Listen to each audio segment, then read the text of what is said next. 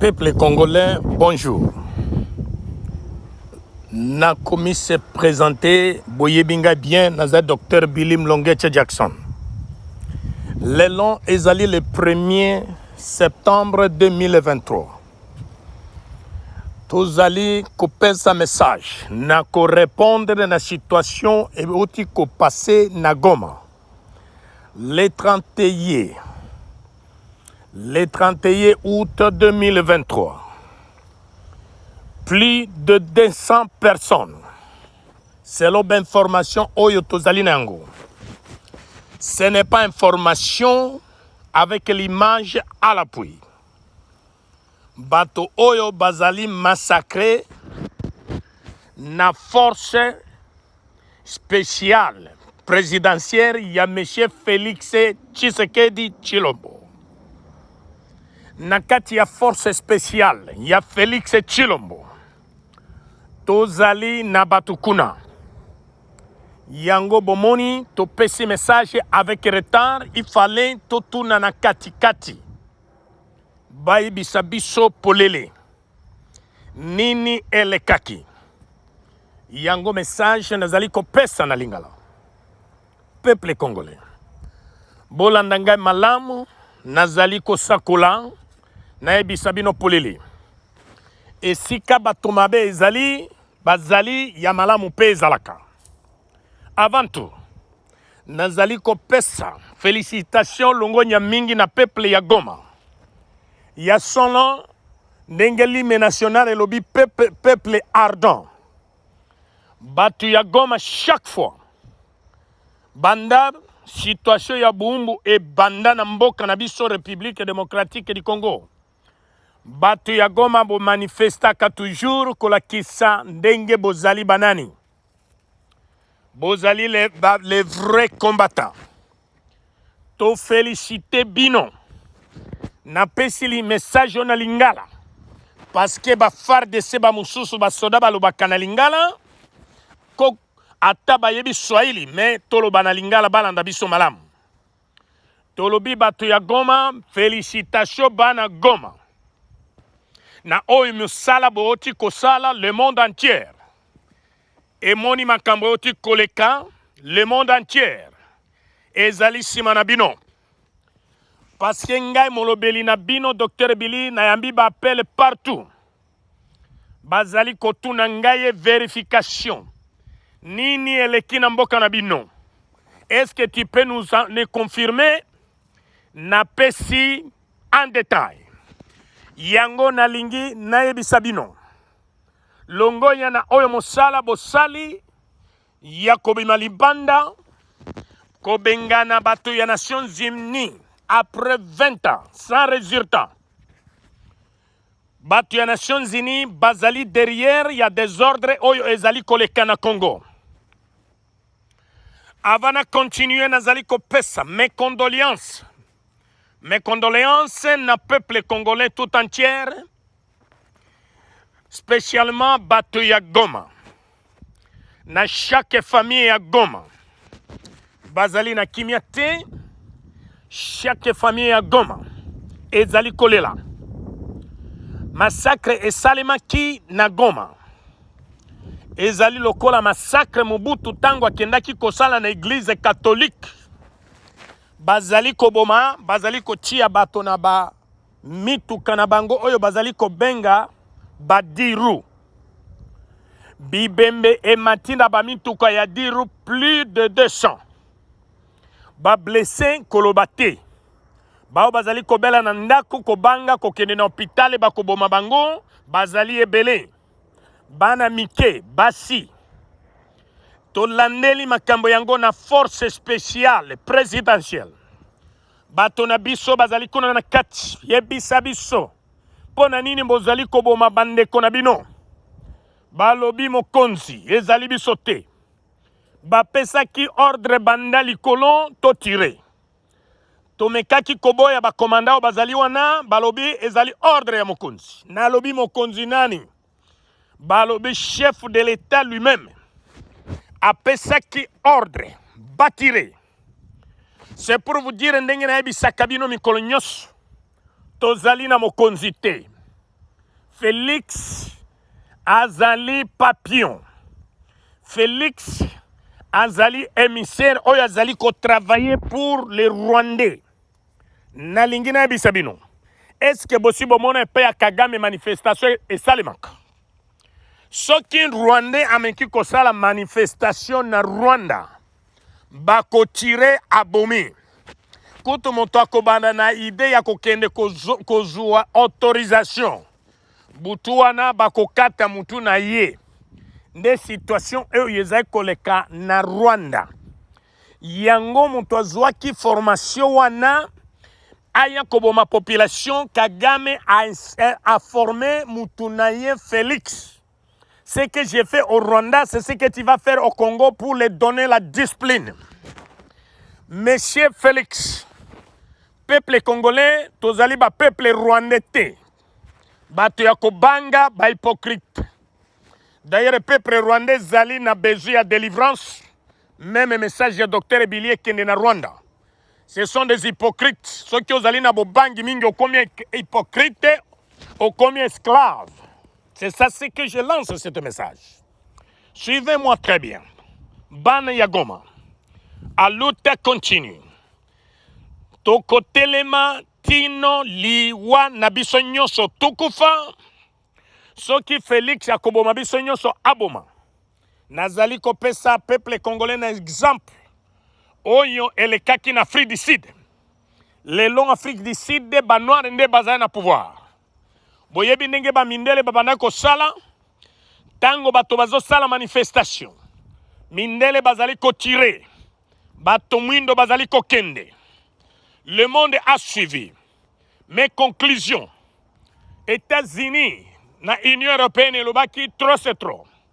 Bato wana pona nini bozali ko boma bango bazali ko kende. Pesa bango liberté ya mabele na bango. Yango moni Afrique du Sud lelo ezali libéré. Peuple congolais. Moyen ya kobanga ezalité. Toko continuer kinosuka. Nazali na message na kopesa. Bino babengi bino bana mboka armée de réserve. Ndenge banome bino. Qu'est-ce que vous pensez? Makanisi na bino ezali wapi? Tango bozali komona. Babomi bande konabino. Babomi bande konabino. Bino nyonso bokei ko prêter serment tokomi armée de réserve.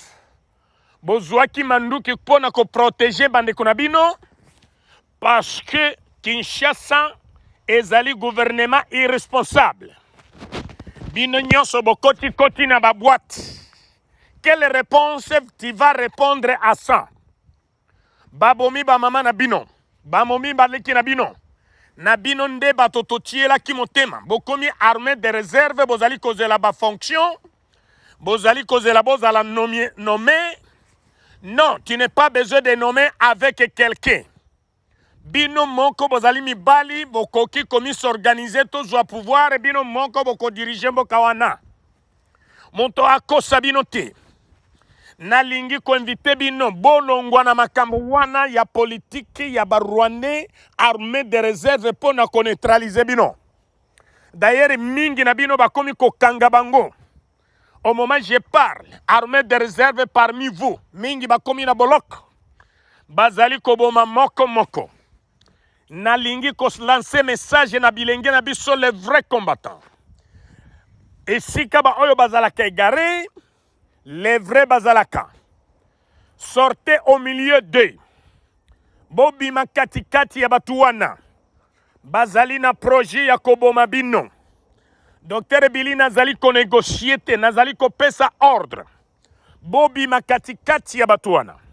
Notre objectif, c'est protéger notre terre et notre population.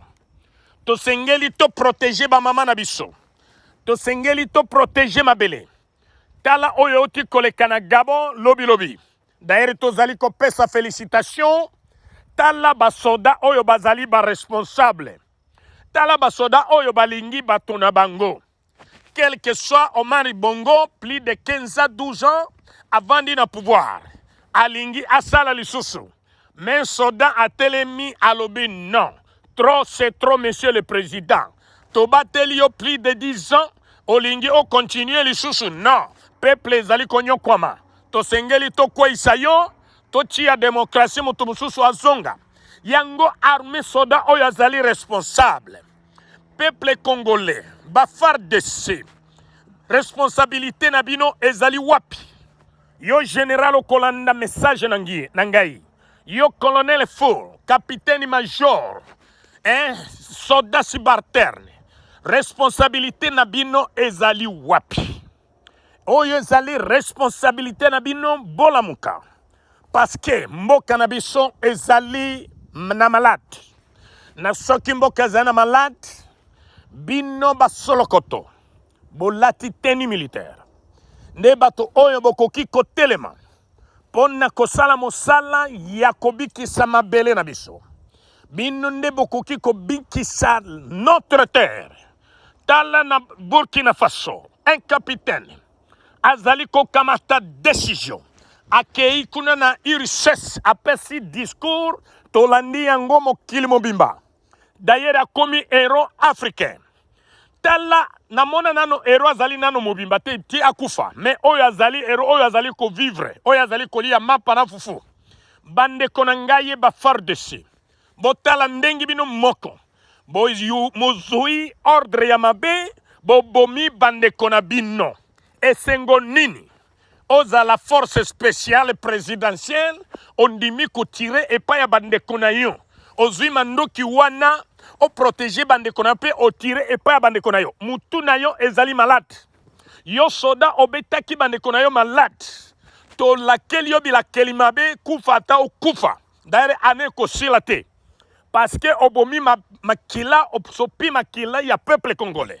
tolingi ko peuple congolais baboma ye na rwandais pas congolais mususu nazali na message natindela bino bagénéraux ya baswahili bato ya Nord Kivu na ya Sud Kivu tango bazali koboma bakivsien quand je dis les kivsiens bato ya Nord Kivu na Sud Kivu ce sont des kivsiens Maniema ce sont des kivsiens qu'est-ce que vous pensez bozali kokanisa nini bino bagénéraux bacolonel ya Sud Kivu na Nord Kivu d'ailleurs nazana mawa parce que bozali mingi te ata bokanisa ezali pamba parce que dans l'armée de FARDC, il y a plus de 400 généraux rwandais basali na armée. Quand il y a armée na police, bino boko ko sala eloko mon côté. Même ata boko ko sala eloko mon côté, mobali amila kisaka. Mobali amila kisaka. Et si ka mobali aleki balobaka lekaki awa.